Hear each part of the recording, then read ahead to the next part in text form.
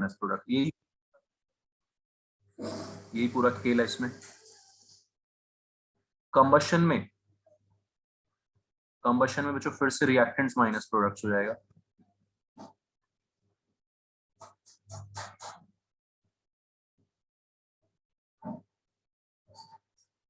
ठीक है, तो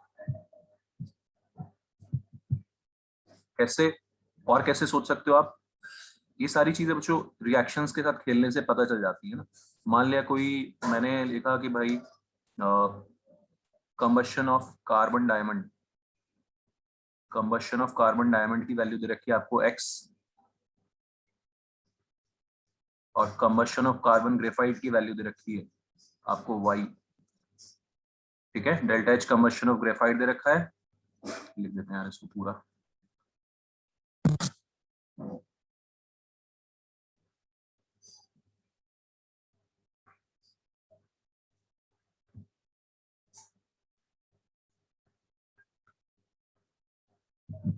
delta H combustion of graphite दे रखा है, ठीक है। और मैंने पूछा आपसे कि बताओ यार, चलो C diamond minus C graphite, C diamond to graphite, इस कन्वर्जन में कितना एंथैल्पी चेंज होगा। ठीक है, तो क्या करेंगे हम, ऊपर नीचे इन दोनों रिएक्शंस को first equation minus second equation करेंगे। ठीक है, माइनस फर्स्ट माइनस सेकंड, तभी तो सेकंड का जो ग्रेफाइट है ये दूसरी साइड आ जाएगा। समझ में आ रहा है? तो फर्स्ट माइनस सेकंड किया तो बेसिकली क्या किया मैंने, delta H combustion of diamond minus delta H combustion of graphite किया। समझ में आ रही है?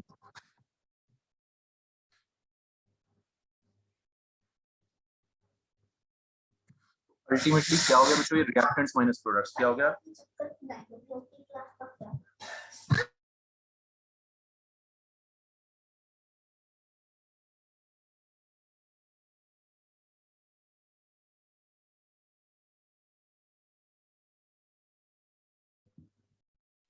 ठीक है, तो क्या देखा यहाँ पे हमने, क्या हुआ है, ये रिएक्टेंट्स माइनस प्रोडक्ट्स आया, तो इस तरह से भी सोच सकते हो आप। ठीक है, और ये आपको ध्यान रखना है कब प्रोडक्ट्स माइनस रिएक्टेंट्स करना है, कब रिएक्टेंट्स माइनस प्रोडक्ट करना है। क्लियर है सबको ये चीज? इस टाइप के छोटे छोटे क्वेश्चंस होंगे बहुत सारे थर्मो केमिस्ट्री में।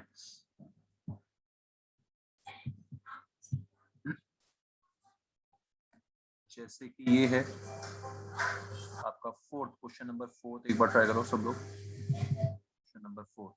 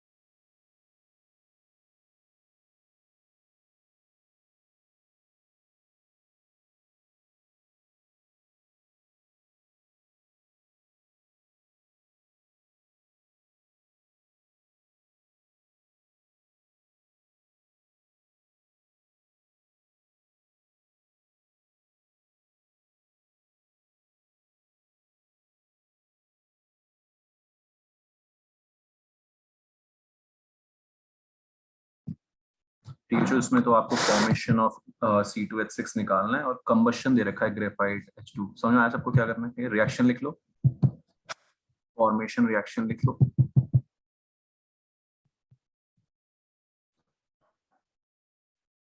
फॉर्मेशन रिएक्शन कैसे लिखते हैं C2H6 की? फॉर्मेशन सबको पता है कहाँ से होता है, elements in their naturally occurring state. बच्चों कोई भी डाउट हो तो पूछते रहना प्लीज, है ना। आई एम अज्यूमिंग आप लोगों को आता होगा ये। तो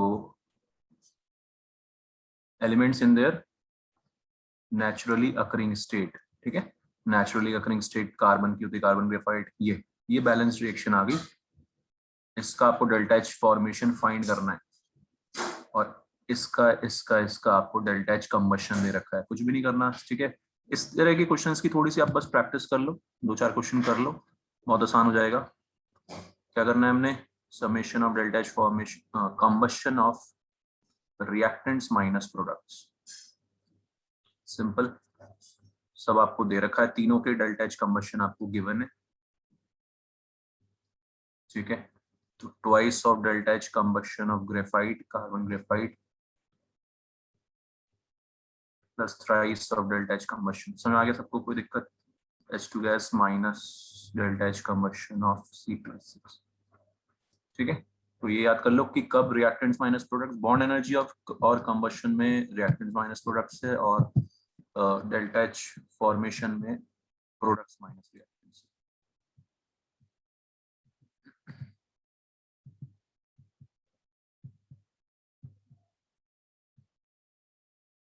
ठीक है।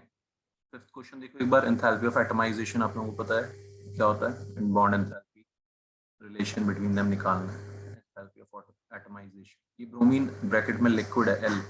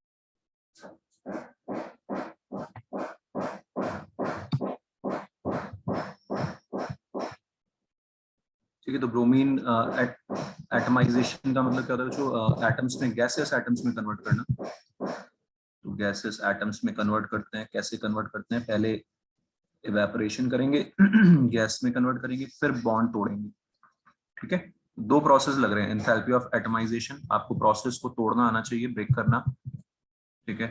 एंथैल्पी ऑफ एटमाइजेशन इज क्या क्या, एंथैल्पी ऑफ वेपराइजेशन इस केस में, प्लस बॉन्ड एंथैल्पी, समझ आया सबको? तो एटमाइजेशन की एंथैल्पी क्या होगी, ज्यादा होगी बच्चों, और बॉन्ड एंथैल्पी क्या होगी, कम होगी। Understood everyone? तो ये सारे आपको चीजें क्लियर होनी चाहिए कि क्या रिलेशन होता है डिफरेंट एंथैल्पीज में, किस एंथैल्पी का मतलब क्या होता है, ठीक है। तो एटमाइजेशन का मतलब गैसियस एटम्स में कन्वर्ट करना, तो आप उसको प्रोसेस को लिख लो कि ब्रोमीन लिक्विड से 2Br गैस में कन्वर्ट करना है, तो आपको क्लियर हो जाएगा कि करना क्या क्या है,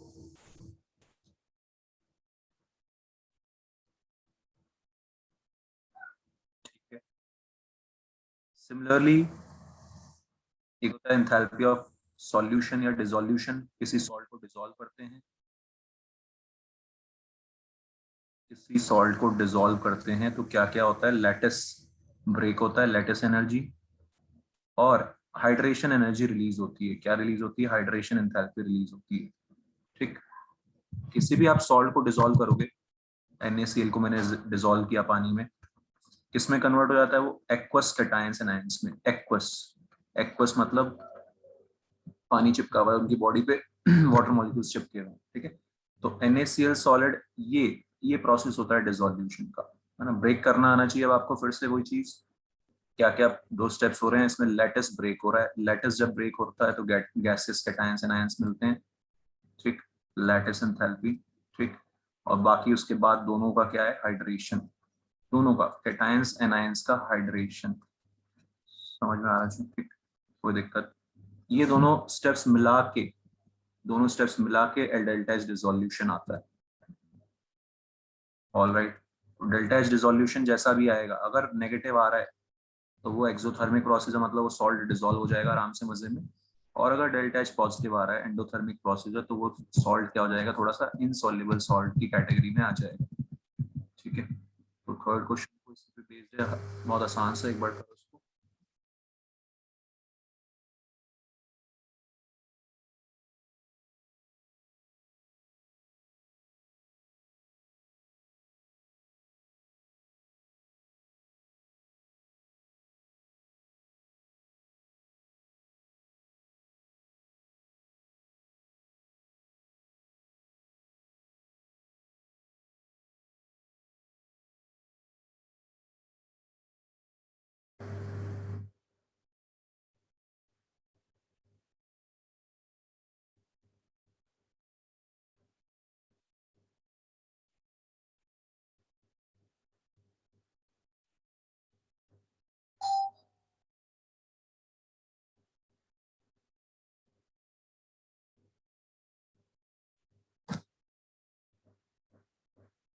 ये जो एंथैल्पी ऑफ सॉल्यूशन आ रहा है 4, which is equal to lattice enthalpy plus क्या, हाइड्रेशन एंथैल्पी ना। तो सिंपल सा इक्वेशन बनेगा, 4 is equal to 788 plus x, कितना आ जाएगा उसका वैल्यू, -784। ठीक है, हाइड्रेशन एंथैल्पी विल बी -784। सुना रहे हो कोई डाउट किसी को? ठीक है, एंथैल्पीज का मतलब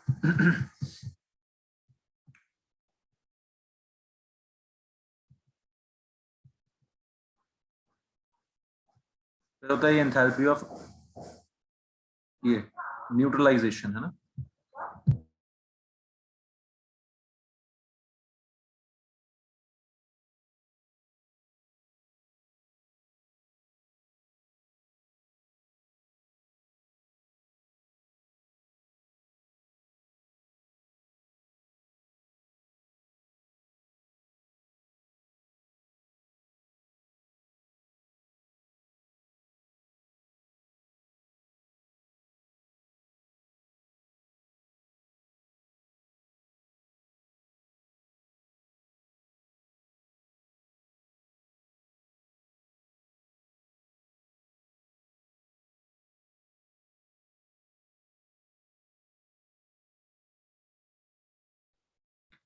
तो जो एंथैल्पी ऑफ, ये तो खैर बहुत आसान क्वेश्चन है, बट इसके बारे में एक दो चीजें मैं डिस्कस कर देता हूँ। एंथैल्पी ऑफ क्या बोलते हैं इसको, न्यूट्रलाइजेशन के बारे में। ठीक है, तो ये तो बहुत आसान है। First and second ionization enthalpies of a metal are इतना, how many moles of respectively.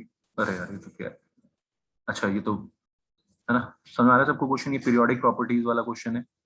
पहली आयनाइजेशन एनर्जी कम है, सेकंड बहुत ज्यादा है, मतलब वैलेंसी क्या है बच्चों, 1 है। कौन सा मेटल है, सोडियम मान लो, है ना। तो NaCl, अंडरस्टूड एवरीवन। तो NaOH के साथ आपको हाउ मेनी मोल्स, कितने मोल्स लगेंगे? अरे बहुत आसान क्वेश्चन हो गया, तो ये तो 1 और 0.5 आंसर आ जाएगा। ठीक है, छोड़ते हैं इसको, तो 1 और 0.5।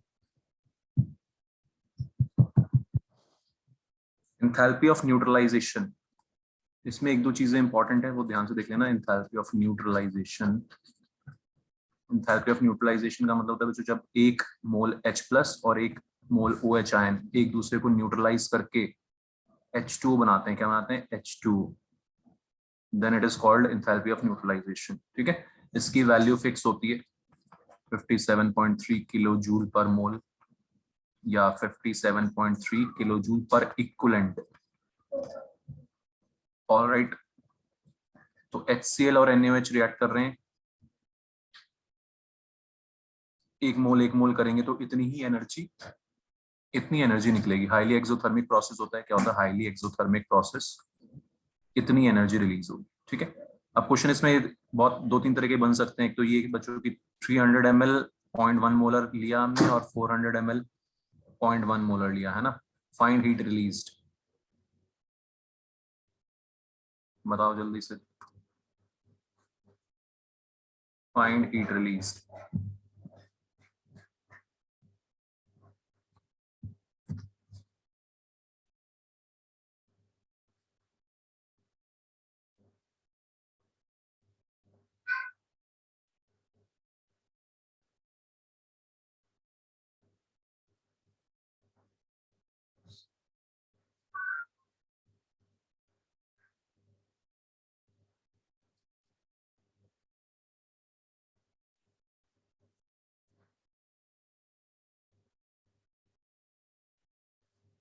क्या करेंगे बच्चों, इसमें लिमिटिंग रीजन का फंडा लगा देंगे। 0.1 इंटू 0.3 ये हो गया 0.03 मोल्स और ये हो गया 0.04 मोल्स।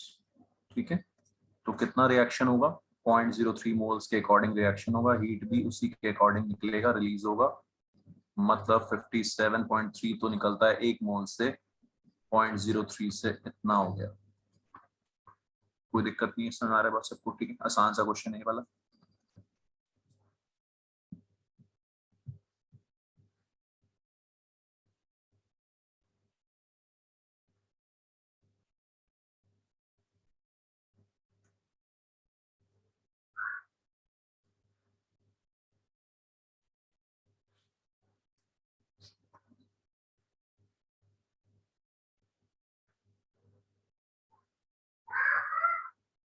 अब कितना हीट निकलेगा बच्चों?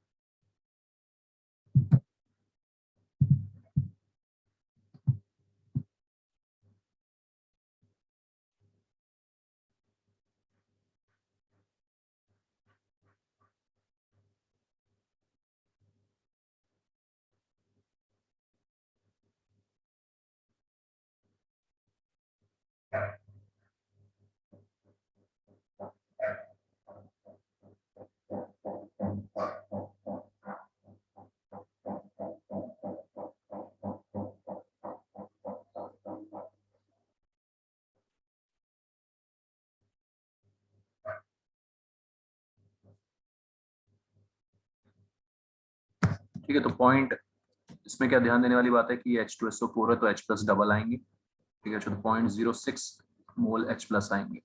समझ आ रहा है? ये 0.05। तो अब लिमिटिंग रीजन ये हो गया, इसके हिसाब से आंसर निकाल देंगे। हीट निकलेगा 57.3 इंटू 0.05। Any doubt? फंडा क्लियर है? H और OH की टर्म्स में आपको सोचना है, H और OH की टर्म्स में। कुछ क्वेश्चंस ऐसे होते हैं कि 100 ml 0.1 मोलर NaOH और 100 ml 0.1 मोलर HCl को मिक्स किया और फिर हमने 300 ml 0.1 मोलर NaOH और 300 ml 0.1 मोलर HCl को मिक्स किया, तो किसमें टेम्परेचर चेंज जो है सॉल्यूशन का, है ना, क्या होगा? Delta T. सुना था सबको बात? ठीक है, तो डेल्टा टी सेम आता है दोनों केस में, change in temperature of solution.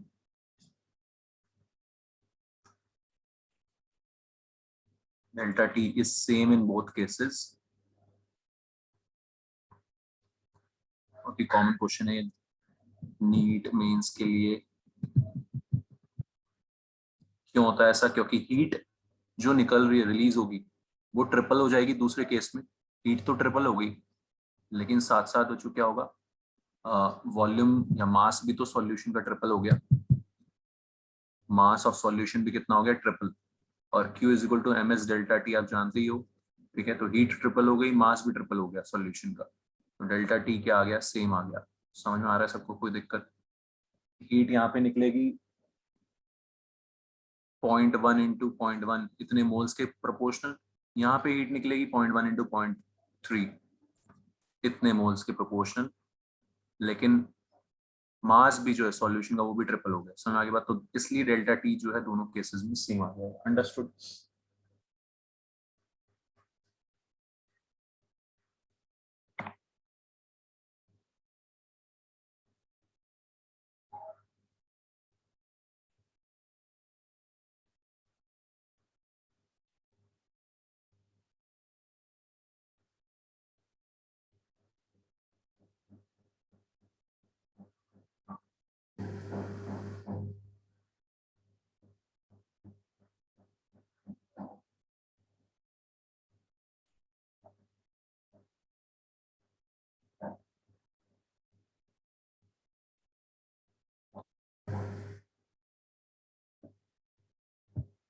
ठीक है जो ओके। तो इसमें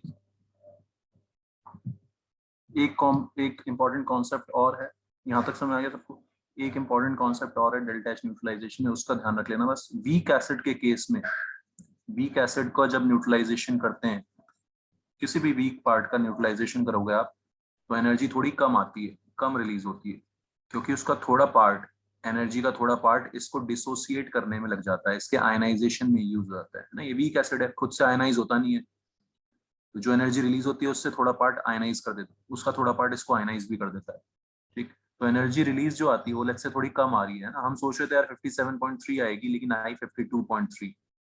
ठीक, बाकी 5 किलो जूल एनर्जी कहाँ गई? That will be delta H ionization of weak part. Understood everyone? जो भी डिफरेंस है वो सीधे सीधे delta H ionization of weak part हो जाएगा।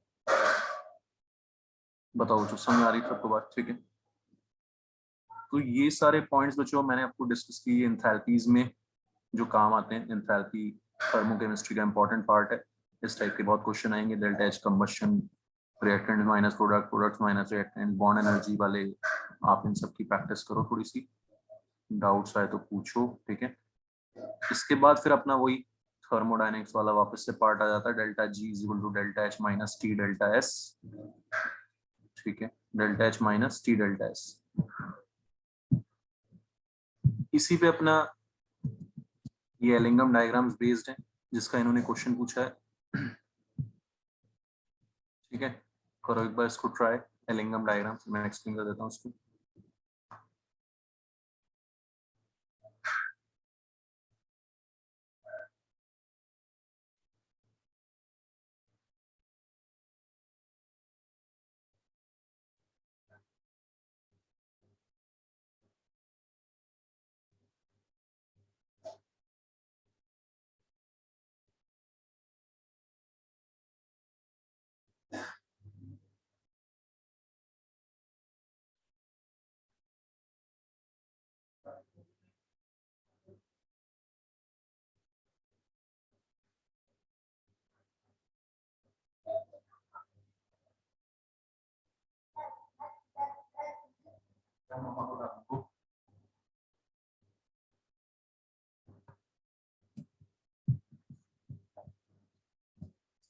तो एलिंगम डायग्राम्स में जो जो ग्राफ नीचे होता है ना, डेल्टा जी, आपको पता है एलिंगम डायग्राम्स में जो वैल्यूज लिखी होती हैं वो ऊपर से नीचे मोर नेगेटिव होती जा रही है, -1000 -1200।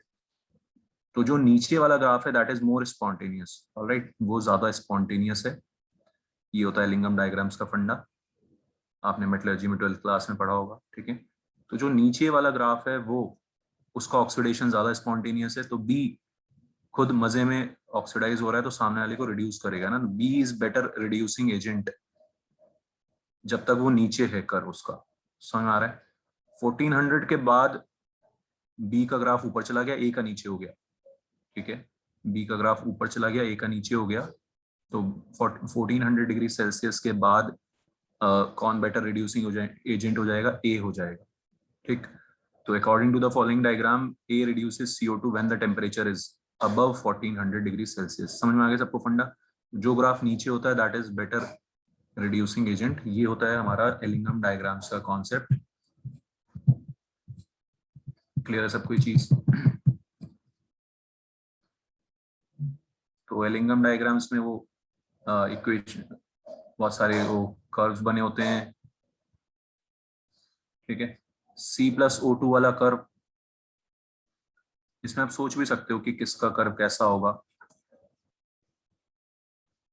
Delta G is equal to delta H minus T delta S, ये ग्राफ होता है डेल्टा जी और किसके, टेम्परेचर के बीच में। तो इसका स्लोप बच्चों माइनस डेल्टा एस होता है। कितना होता है स्लोप? Minus delta S. समझते हो सब? एंट्रोपी चेंज, एंट्रोपी चेंज कैसे निकालते हैं हम? Gaseous products minus reactants. ठीक है, साइन कैसे निकालते हैं? गैस के मोल्स अगर बढ़ रहे हैं तो एंट्रोपी चेंज कैसा है? पॉजिटिव है। समझ आ रहा है सबको? तो इसका स्लोप, इस वाली इक्वेशन का स्लोप नेगेटिव हो जाएगा, क्योंकि डेल्टा एस इसका पॉजिटिव आ रहा है, तो स्लोप कैसा हो जाएगा इसका? नेगेटिव। अंडरस्टूड? ये वाला कर्व लेट्स से इस इक्वेशन का है, और पॉजिटिव स्लोप मान लिया मैंने C प्लस O2 गिव्स या CO प्लस, हाँ sorry, CO plus O2 gives CO2, ये कर्व है, ठीक है। अब इसकी स्टोरी बताते हैं, आपको पता ही है वैसे, है ना। तो इसमें डेल्टा एनजी कितना आ रहा है, जो नेगेटिव आ रहा है, डेल्टा एस नेगेटिव आ रहा है, उसका स्लोप पॉजिटिव हो जाएगा। तो ये वाला कर्व जो है ये CO प्लस O2 वाला कर्व, बात समझ में आ गई बच्चों, ठीक। तो लो टेम्परेचर्स पे आपको पता है आयरन की मेटलर्जी के टाइम पे कार्बन मोनोऑक्साइड बेटर रिड्यूसिंग, जो नीचे है वो बेटर रिड्यूसिंग एजेंट है, ठीक है। तो लो टेम्परेचर्स पे carbon monoxide better reducing agent होता है, ठीक। और हाई टेम्परेचर्स पे, है ना, जब हम इस साइड आ गए, समझ आ रहा है बच्चों सबको, कोई दिक्कत, तो कार्बन या कोक बेटर रिड्यूसिंग एजेंट हो जाता है, कोक बेटर रिड्यूसिंग एजेंट हो जाता है। और यहाँ तक लो टेम्परेचर्स पे CO या कार्बन मोनोऑक्साइड रिड्यूसिंग एजेंट रहता है। बताओ समझ में आया सबको फंडा, ठीक है। तो ये आपके एनसीईआरटी में भी लिखा हुआ है, शायद टेम्परेचर भी 1069 केल्विन ऐसा कुछ होता है, मुझे जहाँ एग्जैक्टली अगर याद है तो, ठीक है। तो 1069 केल्विन के नीचे which is the better reducing agent for which act as reducing agent for iron oxide, carbon monoxide, है ना। और हाई टेम्परेचर्स पे कोक रिड्यूसिंग एजेंट होता है। समझ में आ गई बात सबको, ये कॉन्सेप्ट्स वहां पे यूज होते हैं मेटलर्जी में।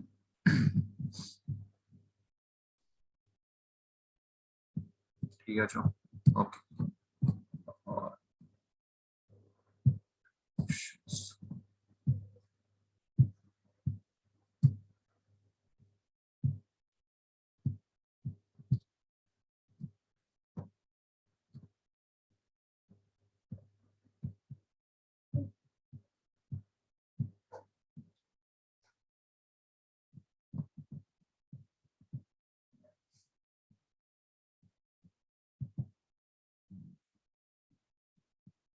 ठीक है, एक दो क्वेश्चन ये करो थर्मोडायनामिक्स के, अभी तक हम थर्मोकेमिस्ट्री कर रहे थे, ठीक है। अंशुल, केमिस्ट्री और डायनेमिक थर्मोडायनामिक्स में ये डिफरेंस है। अब यहाँ पे आप लगा सकते हो अपने एनसीवी डेल्टा टी वगैरह वो वाले फॉर्मूलाज, वो केमिस्ट्री में नहीं लगते क्योंकि रिएक्शन होती है सेम टेम्परेचर पे, ठीक है अंशुल। 8th क्वेश्चन करो।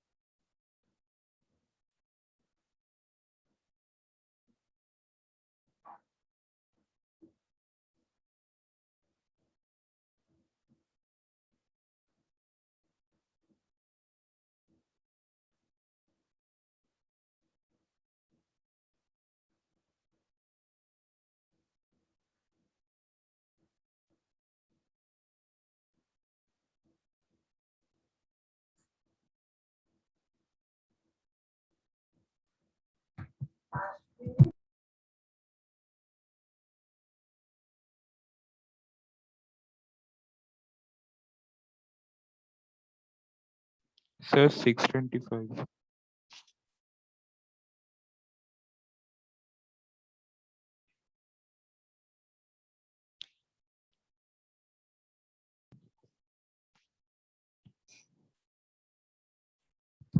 क्या कितना रहा जी? Sir, 625. अच्छा, हाँ तो molar heat capacity at constant volume is, ये निकालना, अच्छा सीवी निकालना है अपने को, है ना।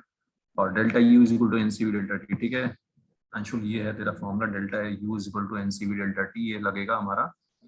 तो जो फिजिक्स थर्मोडायनेमिक्स में थोड़ा फिजिक्स वाला पोर्शन है ना, एक गैस के साथ हम ये सब हरकतें कर रहे हैं, केमिस्ट्री में रिएक्शन हो रही है, वहां पे टेम्परेचर चेंज नहीं होता, वहां पे मोल्स चेंज होते हैं, ये ध्यान रखना आप लोग डिफरेंस। इसलिए वहां पे delta N G R T वाली चीजें आती हैं, ठीक है। यहाँ पे आप अपना एनसीवी डेल्टा टी लगा सकते हो, मोल्स कांस्टेंट है, यहाँ पे चेंज इन टेम्परेचर हो रहा है, ऑलराइट। और रिएक्ट केमिस्ट्री में कांस्टेंट टेम्परेचर पे एक रिएक्शन होती है तो मोल्स गैसेस मोल्स चेंज हो जाती हैं, तो वहां पे डेल्टा एनजीआरटी से खेलना है, यहाँ पे एनसीवी डेल्टा टी से खेलना है। ठीक है, कोई बड़ी बात नहीं है, एनसीवी डेल्टा टी सब लगा के आंसर निकाल लेंगे, सीवी इसमें कोई दिक्कत नहीं है। अगर बच्चों को डाउट इसमें एक अच्छा क्वेश्चन ये है, इसमें थोड़ी सी कैलकुलेशन सोचना भी है, कैलकुलेशन भी ये वाला।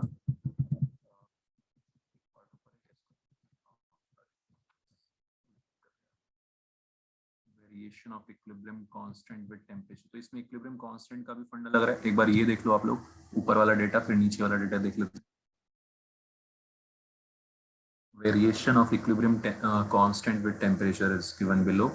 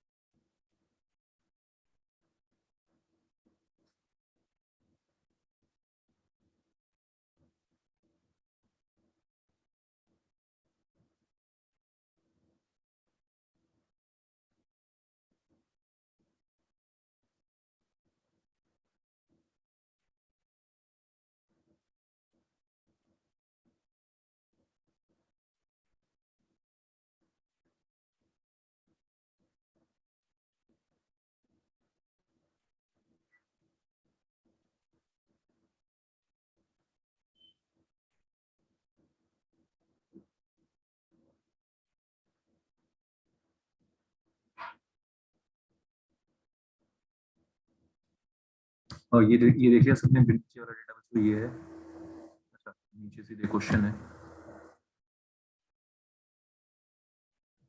वैसे चाहे तो आप डेटा ध्यान रखो। T1 25 डिग्री सेल्सियस पे, K1 है 10 और 100 डिग्री सेल्सियस पे K2 है 100।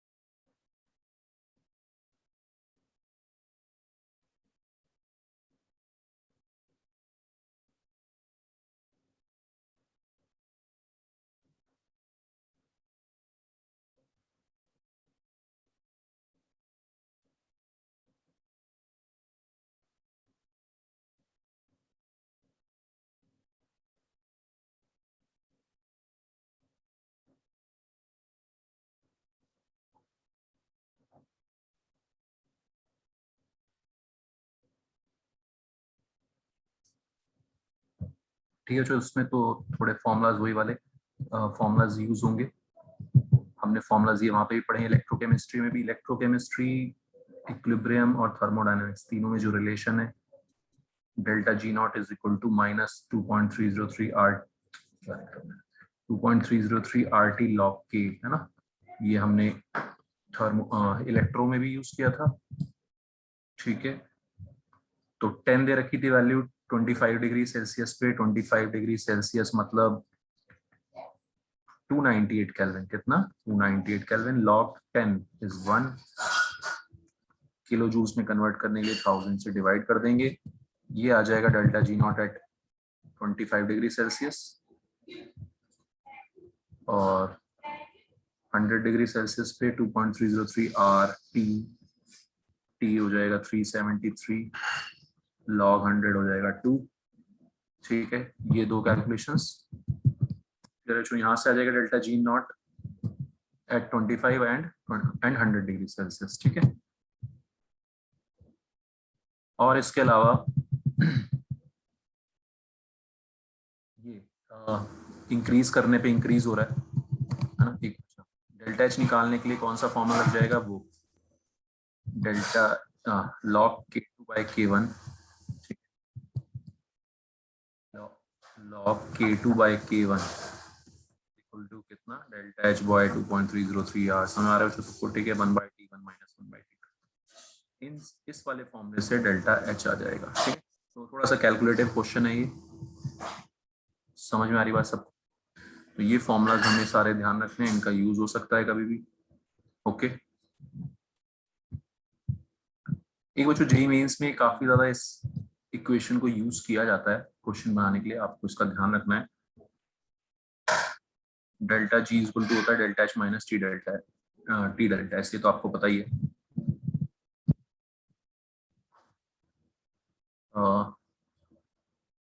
दूसरा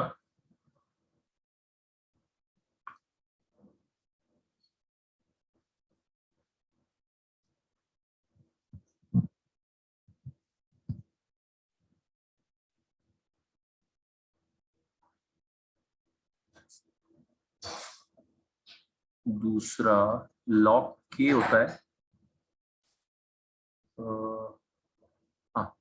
minus delta H by 2.303 R T plus some constant. ठीक है, ये इक्वेशन जो है log k2 by k1 is equal to delta h upon 2, ये इससे आती है। जैसे आरएनएस इक्वेशन थी ना, जो आरएनएस इक्वेशन अपने पढ़ी थी काइनेटिक्स में, ऐसे ही इक्विलिब्रियम कांस्टेंट के लिए ये इक्वेशन होती है। ठीक, आरएनएस इक्वेशन याद है सबको? आरएनएस इक्वेशन क्या होती थी? ये log k करते थे हम, करते थे log a minus E upon 2.303 R T. समझ आ रहा है? सेम बिल्कुल, वहां पर भी यही फॉर्मूला आता था log k2 by k1, वहां पे एक्टिवेशन एनर्जी आता था। यहाँ पर फॉर्मूला आ रहा है डेल्टा एच वाला। तो ये रिलेशन होता है सम कांस्टेंट, और इस इक्वेशन और इस इक्वेशन में डायरेक्ट रिलेशन। ठीक है, इस रिलेशन को यूज करके क्वेश्चन कई बार बन जाता है। ठीक है, कैसे बन जाता है ध्यान रखना, एडवांस में भी मेंस में भी। कैसे बन जाता है देख लो उसको ध्यान से। लॉग के और 1 बाई टी का कर कुछ ऐसा होगा। स्लोप होगा इसका minus delta H by 2.303 R. समझ में आ रहा है सबको? इंटरसेप्ट क्या होगा इसका? इसका इंटरसेप्ट डेल्टा एस के टर्म्स में आएगा, है ना। इन दोनों इक्वेशंस को आप कंपेयर कर सकते हो। कैसे करोगे? डेल्टा जी नॉट की जगह रख दो माइनस 2.303 आर टी लॉग के। समझ में आ रहा है सबको? अब ये इक्वेशन बन जाएगी, इस इक्वेशन में कन्वर्ट हो जाएगी। लॉग के आ जाएगा आपका minus delta H upon 2.303 R T plus delta S upon 2.303 R. बताओ मुझे, समझ में आया सबको ये क्या किया? ध्यान से देख लो। ठीक है, अंशुल, मनन, हर्ष, अनन्या, सबको सुना रहे? तो जो हमने delta G equal delta H minus T delta S में डेल्टा जी की जगह रखा माइनस 2.303 आर टी लॉग के, उससे ये रिलेशन आता है। और इस रिलेशन से ये इक्वेशन होती है, ठीक है। तो ये एडवांस वालों का 2-3 बार क्वेश्चन आ चुका है एडवांस में, इस पे मेंस में भी कभी भी डाल सकते हैं इसको, कभी भी कुछ भी नहीं है। उसी इक्वेशन को, इक्वेशन तो वही है पुराने वाली, उसमें हमने यार एक नई चीज डाल दी है ना, डेल्टा जी की जगह ये रख दिया। बताओ समझ आ रहा है सबको, ठीक। अब log k और 1/t का जो कर्व होगा उसका स्लोप तो आपको पता है ये आ गया, और उसका इंटरसेप्ट कितना हो जाएगा, intercept will be delta S upon 2.303 r। Understood everyone, ठीक है आ रहा है। तो इसको यूज करके क्वेश्चन आया हुआ है एडवांस में भी, मेंस में भी डाल सकते हैं इस इक्वेशन का यूज करके। तो ये सारे के सारे आपके कॉन्सेप्ट्स डिस्कस हो गए हैं अपने थर्मोडायनेमिक्स चैप्टर के, है ना, सारे मतलब जितने हो सकते हैं, ठीक है। बाकी आप लोगों को जो भी डाउट पूछना है पूछ सकते हो आप। सेकेंड लॉ ऑफ थर्मोडायनेमिक्स का statement, third law of thermodynamics का स्टेटमेंट डिस्कस कर लेते हैं। सेकेंड लॉ ऑफ थर्मोडायनेमिक्स क्या बोलता है, entropy of universe always increases, entropy, total entropy always increases during a spontaneous process, ठीक है। तो कोई भी spontaneous process होता है उसमें बेचैनी बढ़ती जाती है, spontaneity बढ़ती जाती है। तो spontaneity always increases during any spontaneous naturally occurring process।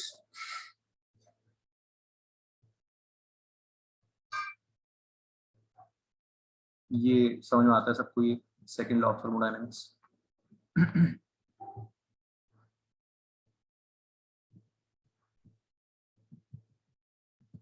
Third law of thermodynamics क्या बोलता है कि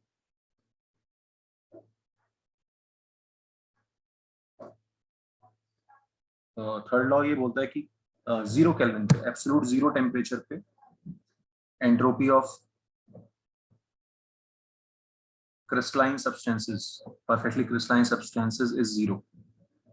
Entropy at absolute 0 temperature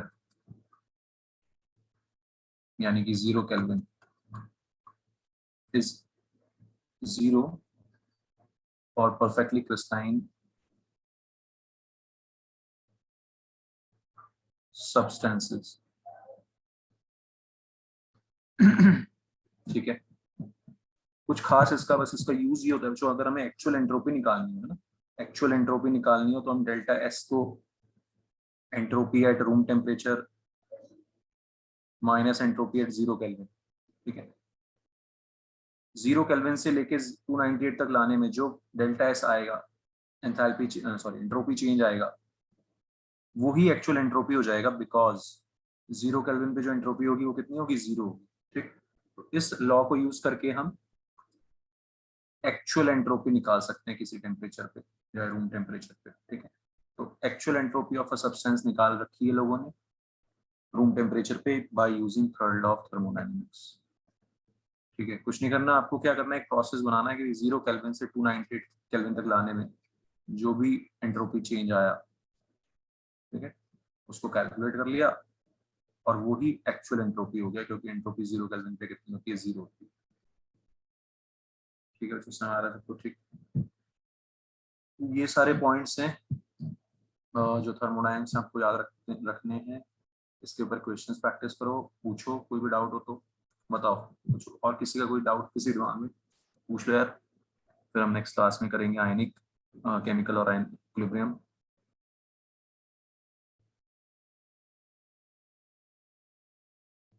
हाँ जी बताओ, Anshul, any doubt? Ananya? Yes. So we are go through the chapter. हाँ है ना, अपने डाउट्स इकट्ठे करके मेरे को सेंड कर दो सब लोग, ट्राई करके Yes. जल्दी, ताकि हम डिस्कस कर लें क्लास में ही। हाँ ना, समझ आ रही बात? Yes sir. तेरे को कुछ और पूछना है इसमें चैप्टर में, आना परमो? नहीं सर, समझ आ गया। तो हाँ मतलब समझ तो थर्मोडायनेमिक्स तो बहुत आपको पता ही है, सब लोगों को बड़ा चैप्टर है, प्रॉपरली पढ़ें तो हम, है ना, कम से कम 1 महीने का जब हम पढ़ाते हैं 11th में तो तरीके से, तो प्रॉपर एक मिनिमम 1 मंथ लगता है इसको पढ़ाने में, ठीक है। तो अभी तो हमने ये डिस्कस किया है ऊपर से कि भाई हाँ ये पॉइंट्स हैं जिनके ऊपर क्वेश्चंस आते हैं, ठीक है बच्चों। तो और कोई भी आपको छोटे छोटे डाउट आता है इसमें पूछो यार अपना, है ना। स्पेसिफिक डाउट्स पूछोगे तो ज्यादा सही रहेगा, बिकॉज ऑब्वियसली आप लोगों को पता है ना कि पूरा चैप्टर तो हम वैसे नहीं कर सकते एकदम डिटेल में, ठीक है। हाँ, लेकिन जो भी इंपॉर्टेंट क्वेश्चन है वो हमने डिस्कस कर लिए। Delta H is equal to delta U plus delta N G R T, chemistry में ये बहुत इंपॉर्टेंट है। इसके अलावा एंथैल्पीज पे जो मैंने बताया आपको, कंबशन में reactants minus products, bond enthalpy में रिएक्टेंट्स माइनस प्रोडक्ट्स, फॉर्मेशन में प्रोडक्ट्स माइनस रिएक्टेंट्स, ये सब। ऑलराइट, और कुछ थोड़ा सा आप लोग बस ये देख लो कि किस एंथैल्पी का मतलब क्या होता है। जैसे एंथैल्पी ऑफ एटमाइजेशन बताया मैंने आपको, एटमाइजेशन मतलब एटम्स में कन्वर्ट करना, गैसेस एटम्स में कन्वर्ट करना, ठीक है। तो कई जगह तो बच्चों जैसे कार्बन कार्बन ग्रेफाइट का एटमाइजेशन लिखूंगा मैं, तो सीधे उसको कार्बन गैस में कन्वर्ट कर देंगे। तो जो enthalpy of atomization of carbon graphite होगा बच्चों, वो ही हो जाएगा सेम, वो ही सेम हो जाएगा enthalpy of vaporization, sorry sublimation of carbon graphite ना। नाम दो चीजों का सेम नाम हो गया। सब्लिमेशन भी वही होता है सॉलिड से गैस में कन्वर्ट करना, और एटमाइजेशन भी इस केस में वही आ रहा है। लेकिन अभी मैंने आपको बताया ब्रोमीन लिक्विड को ब्रोमीन गैसेस एटम, जब बॉन्ड की बात आ जाती है तो फिर दो चीजें आ गई। एक तो हमने पहले इसका स्टेट चेंज किया, गैस में पहुंचाया इसको वेपराइजेशन, फिर इसको हमने क्या किया बच्चों, बॉन्ड तोड़ा। फिर इसका समझ में आ रहा है सबको, ठीक। तो यहां पर डेल्टा एच एटमाइजेशन हो गया, क्या हो गया, delta H vaporization plus bond enthalpy. Difference समझ में आ रहा है। बस आपको सोचना है यार इतना सा कि अच्छा क्या कर रहे हैं हम, इसको गैस में कन्वर्ट करने के लिए हम कर क्या रहे हैं, ठीक है। देखो CH4 का एटमाइजेशन अगर कोई बोलेगा, CH4 का एटमाइजेशन, तो CH4 का एटमाइजेशन क्या हो जाएगा, 4 into bond energy of CH bond, 4 CH bond की एनर्जी, क्योंकि तो ऑलरेडी गैस में, गैस से गैस नहीं भेजा, स्टेट चेंज किया नहीं है, सिर्फ बॉन्ड तोड़े। समझ में आ रहा है बच्चों। तो डेल्टा एच एटमाइजेशन अगर आपको कोई CH4 का देगा, वो 4 into bond energy of CH हो जाएगा। तो एटमाइजेशन एक बहुत ही इंपॉर्टेंट कॉन्सेप्ट है, इस पे क्वेश्चंस बन जाते हैं, इसका ध्यान रखना है आपको। क्या ध्यान रखना है आपको, CCl4 लिक्विड से CCl4 लिक्विड का दूं तो फिर से दो स्टेप आ जाएंगे, पहले इसको लिक्विड से गैस में कन्वर्ट करना, फिर उसके 4 बॉन्ड तोड़ने। ऐसा ही होगा ना बच्चों, समझ पा रहे हो सब, है ना। तो फील आनी चाहिए कि हम कर क्या रहे हैं यार। CCl4 को अगर मेरे को बॉन्ड्स में गैसेस एटम्स में कन्वर्ट करना है, पहले आप हीट दोगे तो लिक्विड से पहले गैस नहीं जाएगा ना ऑब्वियसली, ठीक है। गैस में गया, फिर हीट क्या लगेगी, उसके बॉन्ड तोड़ने में लगेगी, ठीक। तो यहाँ पे जो डेल्टा एच एटमाइजेशन होगा CCl4 का, समझ में आ गया सबको। इतने सारे केसेस के बाद आपको दिमाग में बैठ जानी चाहिए चीज की यार ये क्या है, एटमाइजेशन बहुत मस्त चीज है। प्रोसेस देखना है आपने, इसमें प्रोसेस हो क्या रहा है। इसमें फिर से वेपराइजेशन आ गया और 4 bond energy of CCl। Understood everyone. तो बहुत कुछ है वैसे तो थर्मोडायनेमिक्स में पढ़ने के लिए, लेकिन है ना टाइम कंस्ट्रेंट के हिसाब से आपको ये चीजें करनी है। ओके चलो, bye everyone. Thank you, sir.